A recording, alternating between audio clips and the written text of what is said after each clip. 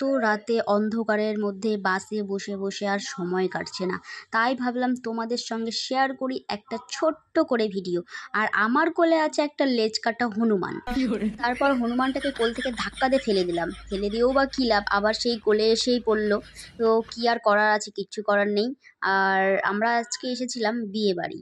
তারপরে এখানে দেখো ছায়া মণ্ডপটা সুন্দর করে সাজানো হয়েছে। বিয়েবাড়ি বলতে বরযাত্রী এসেছিলাম আর মিষ্টির প্যাকেট দিয়ে দিয়েছে। আর আমার দিদি তো এখানে মানে পুরো শান্তিতে খাওয়া-দাওয়া হচ্ছে সবার। আর আমি মিষ্টিটা খুব একটা পছন্দ করি না।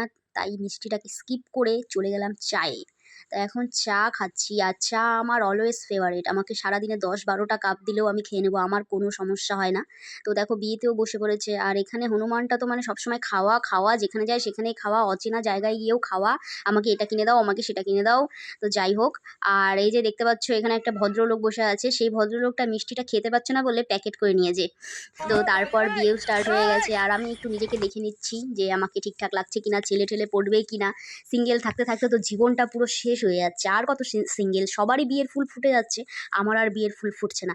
হয়তো আমারও বিয়ের ফুল ফুটেছিল, মর্নিং ওয়াক করতে আসা কাকিমাগুলো ছিঁড়ে নিয়ে চলে গেছে। কাকিমাদেরকে আর কীই বা বলবো? কাকিমাদেরকে বলার কিছুই নাই। আমার বিয়ের ফুলটা হয়তো ছাগলেই খেয়ে নিয়েছে, না হলে কাকিমারাই নিয়ে চলে গেছে। তো যাই হোক, এখন বাজে রাত ১টা থেকে ১:৩০। এখন আমরা বাড়ি যাচ্ছি। আর গাড়িতে বসলে আমার এতটা বোরিং লাগে, কিচ্ছু বলার নেই। বোরিং লাগে বলতে যখন একা থাকি, যখন গল্প করার সাথী থাকে না, যখন কেউ কথা বলার মতো থাকে না, তখনকার বোরিং লাগে। তাছাড়া আমার সঙ্গে যদি কেউ থাকে, আমার সারাদিন রাত ২৪ ঘন্টা বাসে থাকতে বা গাড়িতে থাকতে আমার কোনো রকম কোনো প্রবলেম নেই। তারপর দেখো এই হনুমানটা আবার আমার কোলের মধ্যে এসে উড়ে এসে জুড়ে বসছে।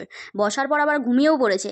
আর আমি শুধু বসে বসে ভাবছি কখন আমি বাড়ি পৌঁছাবো, কখন আমি মেকআপ ওঠাবো, আর কখন একটা টানা ঘুম দেবো। এখন তোমাদেরকে একটা জিনিস দেখাবো। সেটা হচ্ছে এই দেখো ২টা লাইট দেখতে পাচ্ছ? আসলে ওটা লাইট না, আমাদের পাড়ার পাহারাদার। ভাই তুই পাহারা দে, আমি বাড়িতে গিয়ে ঘুমাই।